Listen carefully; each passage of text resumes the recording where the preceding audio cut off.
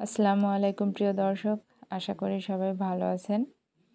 আজকে আমি আপনাদের মাটির চুলায় কেকটি বেক করে দেখাবো। তারপরেও দেখতে পাচ্ছেন কেকটি কিন্তু অসাধারণ হয়েছে, অনেক সফট হয়েছে। আপনাদের আশা করি অনেক ভালো লাগবে।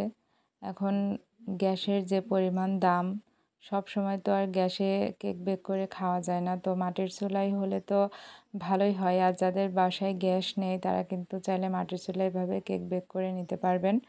আর আমি এখানে 2টা ডিম নিয়েছি আর নিয়েছি 1/3 কাপ চিনি। এখন আমি ডিম এবং চিনি একসঙ্গে বিট করে নিব।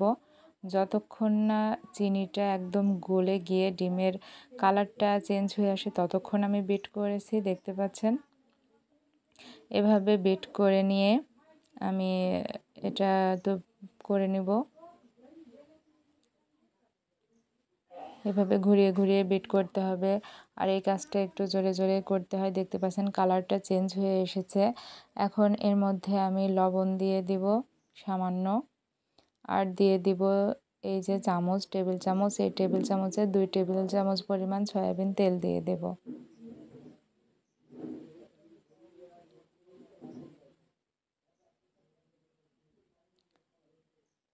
এরপর এর মধ্যে আমি ভ্যানিলা এসেন্স অ্যাড করে দিব 1 চা চামচ পরিমাণ। দিয়ে আমি এই হ্যান্ড হুইস্কটা দিয়ে ভালোভাবে সব কিছু একসঙ্গে আবারও একটু বিট করে নেব, যেন সব কিছু একসঙ্গে ভালোভাবে মিশে যায়।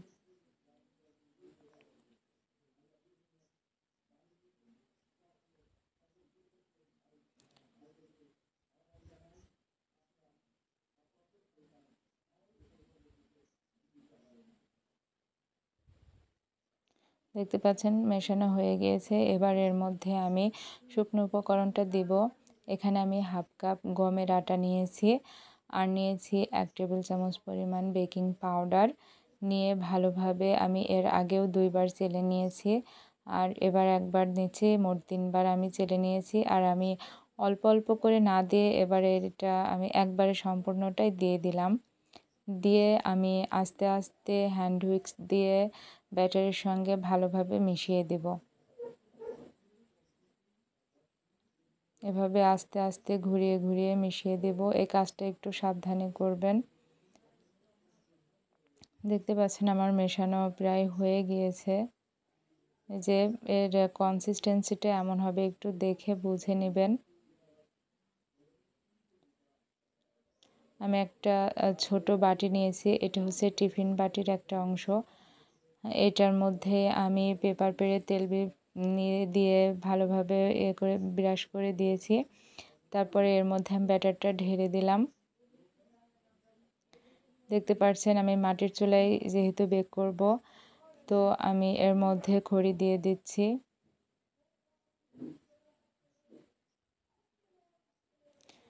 আমি চুলাটা ভালোভাবে জ্বালিয়ে নিব, দেখতে পাচ্ছেন। তবে এখানে আগুনের পরিমাণটা কিন্তু অনেক বেশি হয়ে গিয়েছে, তো আমি এখানে এত বেশি হিটে আমি কেকটা বেক করব না।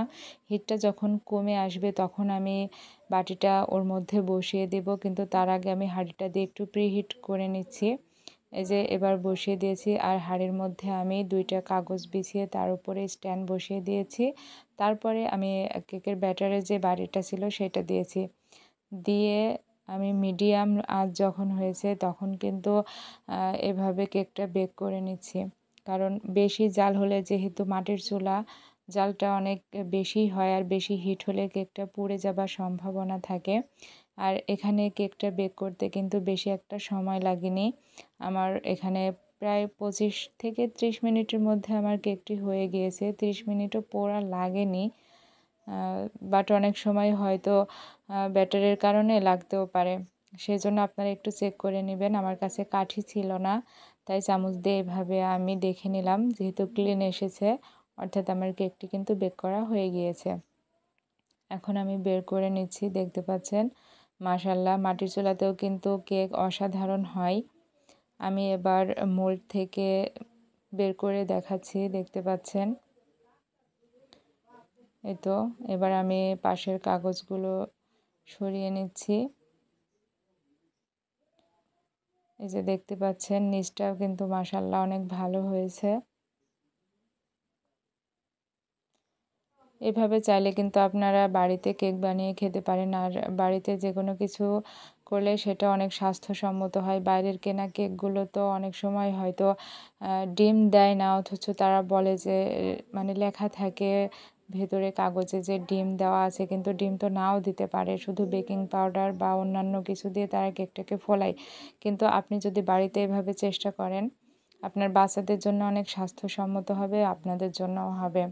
আর এটা যেহেতু গমের আটা দিয়ে করেছি, এটা তো অনেকটাই স্বাস্থ্যসম্মত হবে, কারণ গমের আটাতে প্রচুর পরিমাণে ফাইবার থাকে, যেটা আমাদের শরীরের জন্য খুবই বেশি দরকার।